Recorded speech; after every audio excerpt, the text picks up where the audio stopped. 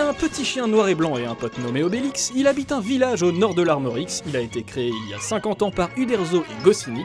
Au cinéma, il a vécu plein d'aventures épiques, mais savez-vous vraiment tout ce qu'il y a à savoir sur lui? Mesdames et messieurs, pour vous en assurer, voici 5 anecdotes fantastiques sur le Gaulois Astérix. Numéro 1, Astérix et Obélix ont été inspirés par Laurel et Hardy. Un grand et un petit, un gros et un maigre, ça ne vous rappelle rien? Bref, vous l'aurez compris, si l'alchimie entre l'irréductible petit Gaulois d'Armorique et son pote un tout petit peu enveloppé rappelle carrément celle qui régnait dans les années 30 à l'intérieur des films de Stan Laurel et d'Oliver Hardy, c'est tout simplement parce que les deux acteurs comiques font partie des influences de René Goscinny. L'auteur de bande dessinée qui a donné naissance à ces personnages en 1959 pour peupler les pages du journal Pilote avec son ami Albert Uderzo, a d'ailleurs déclaré qu'Astérix et Obélix, vous savez, c'est comme Laurel et Hardy. L'un est le contrepoids de l'autre, l'un provoque l'autre, nous avons besoin des deux car ils ont été conçus comme ça. Un bel hommage aux deux légendes du cinéma burlesque qu'Uderzo ira même jusqu'à transformer en légionnaire romain dans Obélix et compagnie. Numéro 2, Astérix le Gaulois n'est pas le premier film sur le personnage. Nous sommes en décembre 1967 après Jésus-Christ. Toute la Gaule est occupée par les Romains. Toute? Non.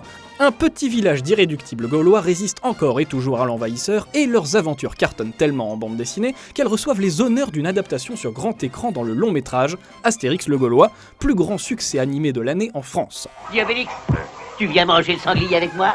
Et pourtant, il ne s'agit pas de la première adaptation filmée d'Astérix et Obélix, comme vous le savez déjà si vous avez écouté, étant donné qu'on l'annonçait en titre de cette deuxième entrée. En effet, un téléfilm intitulé Deux Romains en Gaule mettait déjà en scène les personnages de Goscinny et d'Uderzo en février 1967. Au programme de cette aventure, un jeune garçon aspiré entre les pages de son manuel d'histoire au temps des Romains et des Gaulois, des légionnaires incarnés par des comédiens en chair et en os, mais aussi Astérix et Obélix animés pour la toute première fois et déjà doublés par les mythiques Roger Carrel et Jacques Morel. Oh, mais ils sont vraiment fous, ces Romains. Numéro 3, Uderzo n'a pas aimé Mission Cléopâtre. Possible. Et non, même si la comédie d'Alain Chabat portée par Gérard Depardieu, Christian Clavier et Jamel Debbouze représente d'assez loin le plus grand succès d'Astérix au cinéma, le co-créateur du Petit Gaulois n'a pas trop apprécié la blague.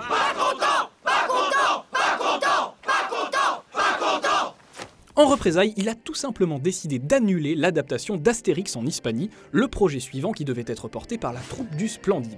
De quoi mettre Gérard Jugnot, qui avait quand même passé 8 mois à plancher sur un scénario, dans une situation plutôt délicate. Pour la petite histoire, sachez d'ailleurs qu'Astérix en Hispanie n'est pas le premier film à se voir annulé par les auteurs d'Astérix. Très déçus par Astérix le Gaulois, qui avait été réalisé derrière leur dos en 1967, Goscinny et Uderzo avaient en effet exigé la destruction totale d'Astérix et la Serpe d'Or, le dessin animé suivant qui était pratiquement terminé. C'est bien ça Otis, hein, je me trompe pas. C'est ça. Je vois pas quoi c'est une bonne nouvelle, mais c'est ça. Numéro 4, Astérix a parodié de nombreuses stars de cinéma. On vous l'a dit, Goscinny et Uderzo étaient tous les deux fans de Laurel et Hardy au point de les caricaturer dans l'un de leurs albums.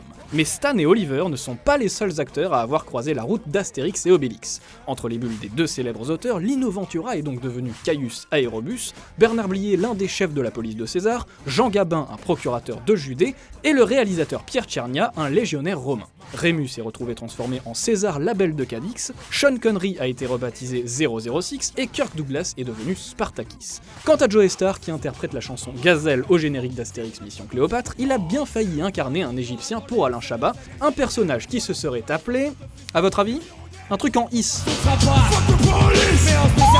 Numéro 5, Louis de Funès a failli incarner Astérix. Moi? Vous?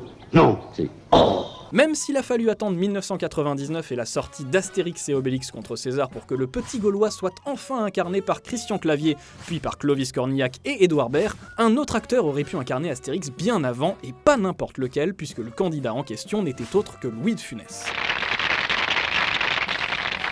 Selon Uderzo, qui aurait déjeuné avec lui et Goscinny, le légendaire acteur comique rêvait d'interpréter le personnage, mais le projet n'a finalement pas abouti, de Funès refusant de porter des moustaches. Oh, c'est horrible.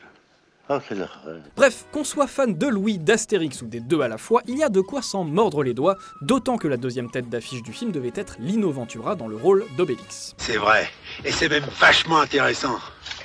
Tu vas bosser un peu, dis. Voilà, on vous a tout dit. Ah non, pardon, on a juste oublié de vous préciser que Christophe Baratier et Luc Besson avaient tous deux envisagé de réaliser un Astérix, que Jean-Jacques Goldman avait signé la bande originale du premier film, et qu'une image subliminale bien dégueulasse se cachait dans une scène d'Astérix et les Indiens. Attention, le petit oiseau va sortir.